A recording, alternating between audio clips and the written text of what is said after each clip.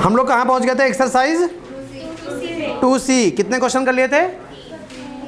3 question हो गए थे कि तीसरा बताना है? तीसरा देखिए, तीसरा क्वेश्चन सभी लोग देखिए ध्यान से। एक बहुपद दिया गया x³ minus 3x² plus x plus 1 के शून्यक दिए गए हैं a माइनस बी, तो हम अल्फा पर मान सकते हैं a माइनस बी, बीटा मान सकते हैं a, और गामा मान सकते हैं a प्लस बी। कह रहा है a और b ज्ञात करो, तो हम कह रहे हैं कि ठीक है ज्ञात करेंगे, अभी ज्ञात करेंगे। अगर तुमने ये सारी चीज़ें हमको बता दी हैं तो हमको मालूम है कि a का मान कितना है 1, b का मान कितना है -3, c का मान कितना है और d का मान कितना है। यहाँ तक कोई समस्या? क्या शून्यकों को देखकर ऐसा फील नहीं हो रहा, क्या शून्यकों को देखकर ऐसा फील नहीं हो रहा कि अगर हम शून्यकों का योगफल लगाएं तो क्वेश्चन पट्टे से लग जाएगा? इनका रूप देखकर पता चल रहा है, तो हम लिखेंगे चूंकि alpha plus beta plus gamma बराबर माइनस का b बटे, जहां अल्फा की value a minus b plus beta की वैल्यू a, गामा की value a plus b, minus b minus ये रहा, b की वैल्यू -3, a का मान 1 है, minus b plus b cut जाएगा, a 3a हो जाएगा, 3a बराबर 3 और a का मान आ गया 1। यहाँ तक किसी को कोई समस्या? देखो a का मान क्लियर हो गया, बचा क्या? b बचा। अब हम क्या लगाना चाहते हैं? दो शून्यकों के गुणनफलों का योग। ये थोड़ा सा टफ लगता है, सीधे हमें क्या अच्छा लगता है? गुणनफल, क्योंकि alpha into beta into gamma बराबर माइनस का d बटे a। अल्फा की value a minus b, beta की वैल्यू a, गामा की value a plus b, minus d बटे a। d का मान कितना? -1, a का मान कितना? 1। यहाँ तक किसी को कोई समस्या? a की वैल्यू 1 है, 1 माइनस बी 1 प्लस बी बराबर में कितना? -1। क्लियर? क्या ये ऐसा नहीं लग रहा है वर्गांतर है? 1 से गुणा कराने पर कोई प्रभाव नहीं पड़ेगा, तो a माइनस बी वैसे ही रहेगा और a प्लस बी भी वैसे ही रहेगा, बराबर -1। यहाँ पर वर्गांतर लग रहा है, माइनस के इधर भी वर्ग बराबर -1। क्या ये माइनस का 1 का वर्ग 1 होता है, b का वर्ग b² होगा -1। इस b² को उधर भेज दो, -1 को इधर बुला लो, तो क्या बन जाएगा? 1 -1 उठ के उधर से इधर आ जाएगा, तो क्या बन जाएगा? 1 बराबर b² बराबर 2। इधर तो पढ़ सकते हो, तो b बराबर प्लस माइनस का रूट, तो ये b की वैल्यू आ गई। b की वैल्यू कितनी आ गई? प्लस माइनस का रूट 2 और a की वैल्यू कितनी आ गई? लग गया क्वेश्चन। समझ में आया? फटाफट नोट कर लो, फटाफट।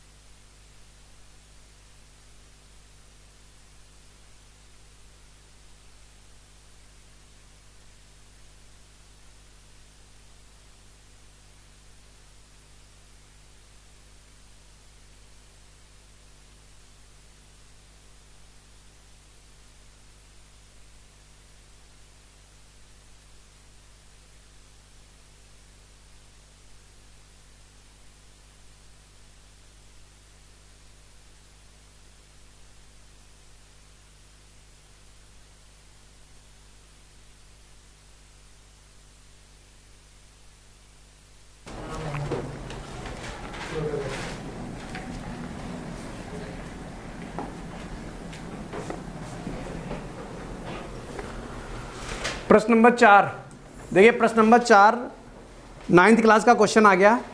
लिखा हुआ है x³ plus 9x² plus 10x 20x plus 12 के शून्यकों को ज्ञात करना है। क्या ज्ञात करना है?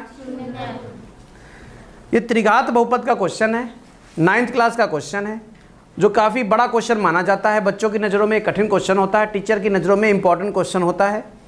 इसको लगाने का तरीका ये है कि यहाँ पर 3 शून्यक बैठे हैं और हमारी क्षमता शून्यक ज्ञात करने की केवल और केवल कितनी है? 2 शून्यक। हमारी क्षमता कितने शून्यक की है? 2। हम केवल 2 शून्यक ही ज्ञात कर सकते हैं, उसके अलावा ज़्यादा शून्यक वाला कोई क्वेश्चन होगा तो हम नहीं ज्ञात कर पाएंगे। 4 घात का कोई क्वेश्चन होगा तो उसमें शून्य कितने होते हैं? 4। लेकिन हमें ज्ञात करने की क्षमता कितनी होती है? 2। मात्र 2। कितनी क्षमता होती है? 2। और 3 घात का कोई शून्यक होगा, बहुपद होगा तो उसमें कितने शून्यक होंगे? 3। और हमारी क्षमता कितनी है? 2। तो यहाँ कितने शून्यक बैठे हैं? 3। लेकिन हमारी क्षमता कितनी है? 2। इसलिए एक शून्यक हम कहीं से चुरा कर लाएंगे। कहाँ से चुराएंगे? तुम्हारे पास तो है नहीं कि हम तुमसे चुरा लें, तुम हमसे बड़े चोर हो। तो करेंगे क्या? वैल्यू पुट करेंगे। कहाँ से वैल्यू पुट करते हैं? अपने पास से। कौन सी वैल्यू पुट करते हैं? प्लस का 1 या माइनस का 1, प्लस का 2 या माइनस का 2, प्लस का 3 या माइनस का 3। और हमारे सिलेबस में इतनी वैल्यू रखते ही हमको आंसर मिल जाएगा। अच्छा ये बताओ, जो पूरा प्रश्न प्लस में है तो क्या प्लस की वैल्यू रख के तुमको प्लस में प्लस 0 मिल जाएगा? नहीं सर। तभी 0 मिलेगा जब हमको माइनस रखना होगा। यानी प्लस का 1, प्लस का 2, प्लस का 3 खत्म हो गया। अब बचा क्या? -1, -2, -3। अब चेक करो क्या -1 से ये 0 बन रहा है? -1 से नहीं बन रहा। क्या -2 से बन रहा है? -1 से नहीं बन रहा। चेक कर लेते हैं। -1 का क्यूब प्लस 9, रफ वर्क है ये, तुम्हें भी रफ वर्क करना होगा। 20 -1 प्लस 12, तो -1 प्लस 9 -20 12, 12 9 21 और 20 और 1 प्लस का 21 माइनस का 21। कहाँ उतारो 0? सर -2 से भी हो रहा है 0। कोई बात नहीं, वो शून्य कोई एक चुराना है, वो इत्तेफाक से दोनों शून्य हो इसीलिए वो बन रहा होगा। समझ गए कि नहीं समझ गए? क्योंकि शून्य कितने हैं? इसके शून्य कितने हैं? ये 3 वैल्यू से संतुष्ट हो रहा है। समझ गए? -1 से भी हो रहा है, -2 से भी हो रहा है और किसी और वैल्यू से भी हो रहा होगा। लेकिन हमको चाहिए कितनी वैल्यू? सिर्फ 1। तो ये रफ वर्क किया था, इसको मिटा दीजिए और हमको पता चल गया कहाँ से लगाना है क्वेश्चन? 1 से।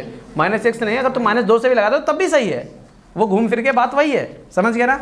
तो हम अपने पास से x बराबर -1 रखने पर अपने पास से रखते हैं।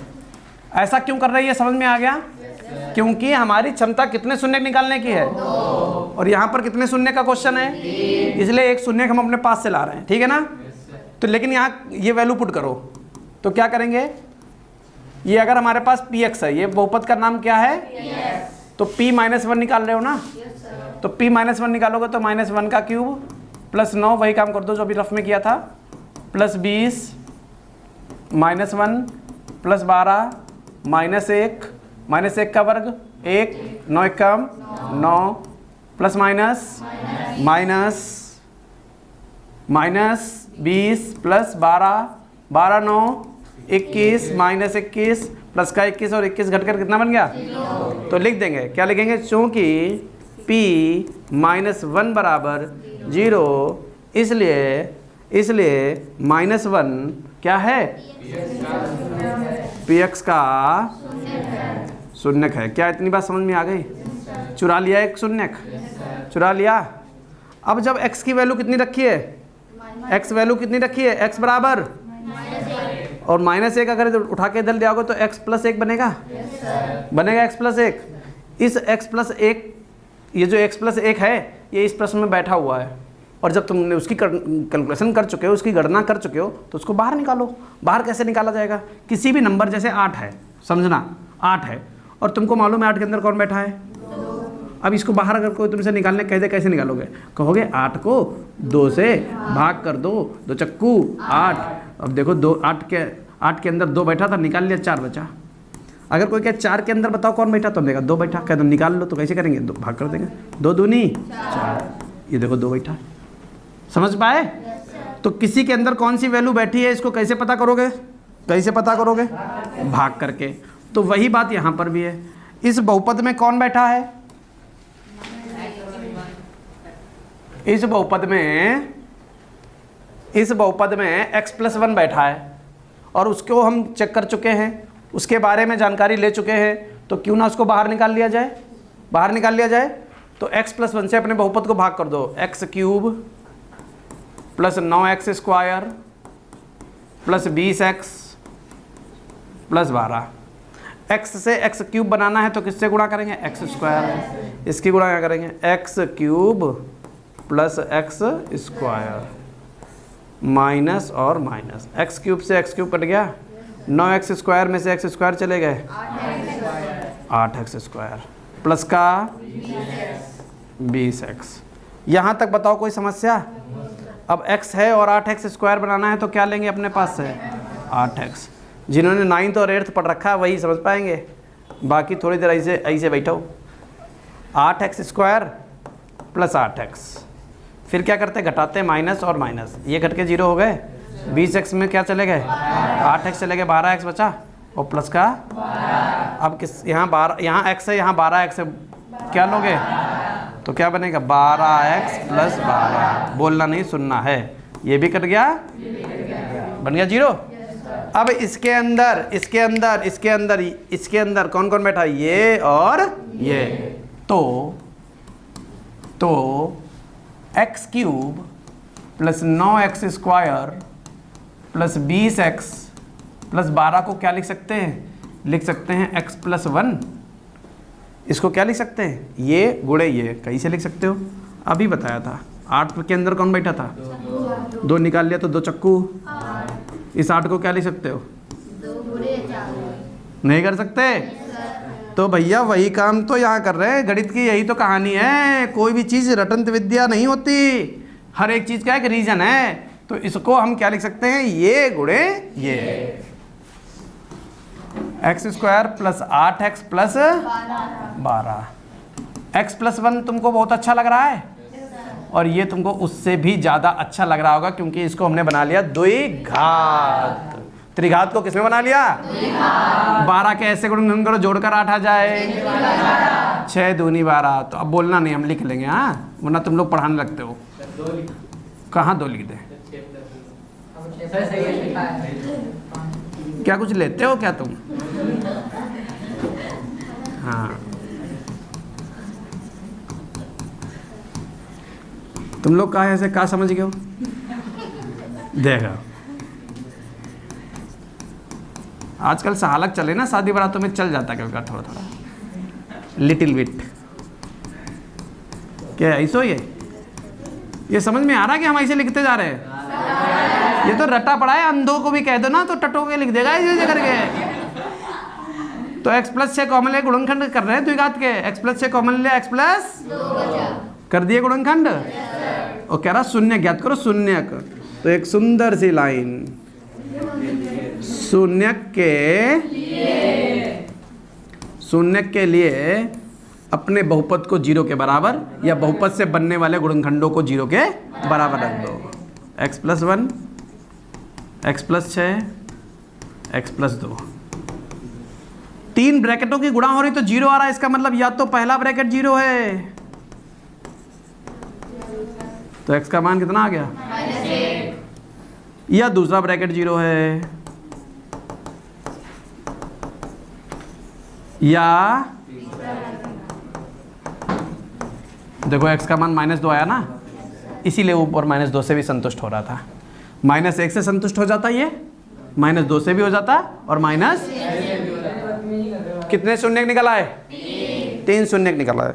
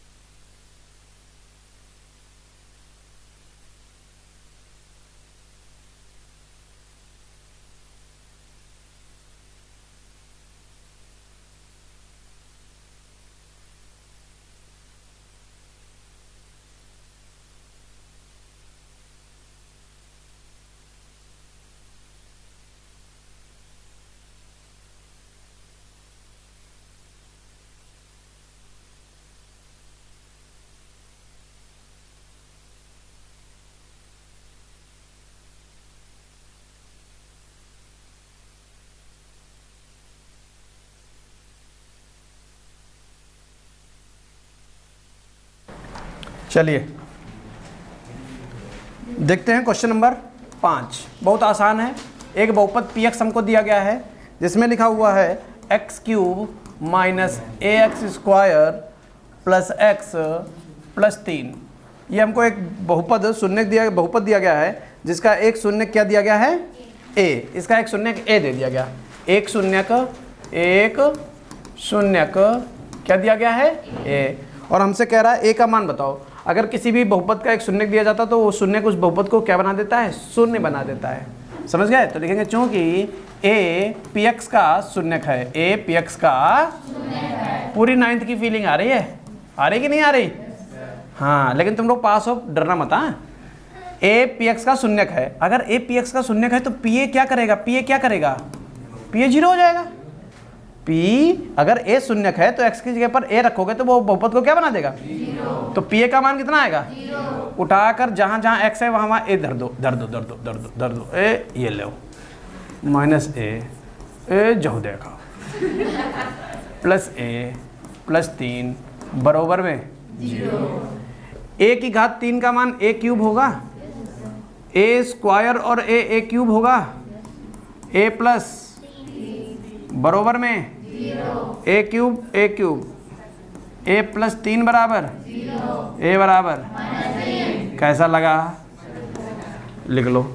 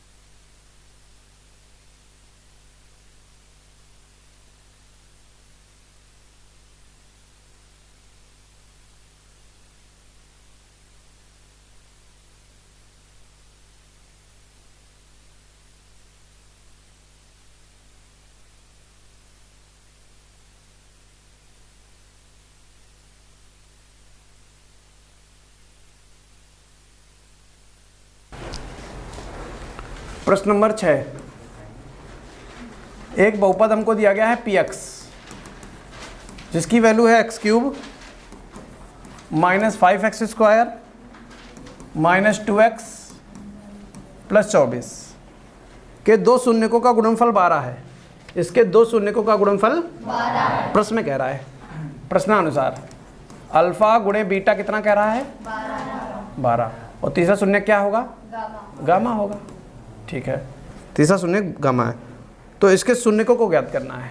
तो गामा भी ज्ञात करना है, अल्फा भी ज्ञात करना है, बीटा भी ज्ञात करना है।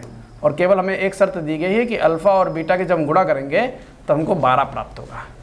समझ गए? तुरंत हम चलते हैं अपने बहुपद में और अपने बहुपद में देखते हैं कि ए का मान कितना है, 1, बी का मान है -5, सी का मान है -2 और डी का मान है 24। यहाँ तक कोई समस्या? क्योंकि गुणनफल में हमें अल्फा और बीटा 12 मालूम है, तो क्यों ना हम alpha into beta into gamma से ही शुरुआत कर दें। क्योंकि गुणनफल दिया गया है, जैसा जो हमारी सबसे ज़्यादा मदद करेगा वहीं से शुरुआत करेंगे। अभी इससे पहले क्वेश्चन किया था, उसमें कौन सा मदद कर रहा था, योगफल मदद कर रहा था, क्योंकि क्वेश्चन उस तरीके से लिखा हुआ था। तो हमने वहाँ योगफल लगा दिया, गुणनफल लगा दिया। Alpha into beta into gamma बराबर माइनस का d/a। अल्फा और बीटा दोनों की वैल्यू एक साथ में 12 है और गामा यूं ही बराबर डी की वैल्यू माइनस ये वाला 24, वो ए की वैल्यू 1, गामा बराबर -24 ये गुणे की चीज 12 दूनी 24, गामा का मान चलो भैया कम से कम कुछ नहीं तो गामा मिला। अब और भी हमें कुछ करना पड़ेगा।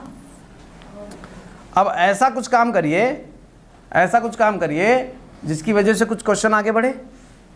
गामा हमें पता चल चुका है, और अल्फ़ा और बीटा तो कुछ पता नहीं है। तो हम क्या कर सकते हैं, बहुत ध्यान से देखिए, हम कह सकते हैं चूँकि alpha plus beta plus gamma बराबर माइनस बी बटे ए होता है, हाँ या ना? अल्फ़ा का मान पता नहीं, बीटा का मान पता नहीं, गामा का मान -2। यहाँ तक कोई समस्या है क्या? बी का मान कितना है? और माइनस यहाँ भी लगा हुआ है, -5/1। कोई समस्या? अल्फ़ा प्लस बीटा -2 बराबर 5, अल्फ़ा प्लस बीटा बराबर 7, 5 + 2। अल्फ़ा प्लस बीटा का मान 7। सबको समझ में आ गया? सबको समझ में आ गया? अब एक कहानी हमको पता है कि अल्फ़ा इंटू बीटा का मान कितना है, और एक कहानी हमको क्या पता है? क्या लिखा? फिर से पढ़ो जरा। तो अल्फ़ा का कर, अल्फ़ा प्लस बीटा बराबर 7 और अल्फ़ा इंटू बीटा बराबर 12। दो तरीके से लगा सकते हो, या तो समीकरण वगैरह बनाओ, या तो एक सूत्र रट लो। अगर सूत्र रट लोगे तो बहुत आसानी से लग जाएगा। बता दें क्या? याद रखिएगा, अगर गुणनफल और योगफल मालूम हो तो तुरंत अंतर निकालना। तुरंत क्या निकालोगे? अंतर। तुरंत क्या निकालोगे? अंतर। लेकिन अंतर इतना आसान नहीं है निकालना। अंतर निकालने के लिए फॉर्मूला होता है √ अल्फ़ा प्लस बीटा का whole square, alpha plus beta का -4 अल्फ़ा बीटा। ये फॉर्मूला छोटा सा याद करना पड़ेगा। √ अल्फ़ा प्लस बीटा का होल स्क्वायर 7 सत्ते -4, अल्फ़ा इंटू बीटा 12 चौक और 44 जहाँ दे। अल्फ़ा है माइनस बीटा का मान कितना आ गया? समीकरण नंबर आ गया 3rd। इसको हल नहीं कर सकते। समीकरण 2nd को और 3rd को अगर हम जोड़ दें तो कैसा रहेगा? कैसा रहेगा? बढ़िया रहेगा। 7 + 1 minus beta plus beta, alpha alpha 2 alpha 7 1 alpha बराबर 8/2 दूनी और 2 चक्कू। तो अल्फ़ा का मान कितना आ गया? अल्फ़ा का मान 4। अगर अल्फ़ा का मान 4 आ गया तो समीकरण 2nd से, यहाँ अल्फ़ा 4 रख दो। 4 + बीटा बराबर, तो बीटा बराबर 7 माइनस, तो बीटा बराबर 3। मिल गया? क्या समझ में आई बात? नोट कर लीजिए।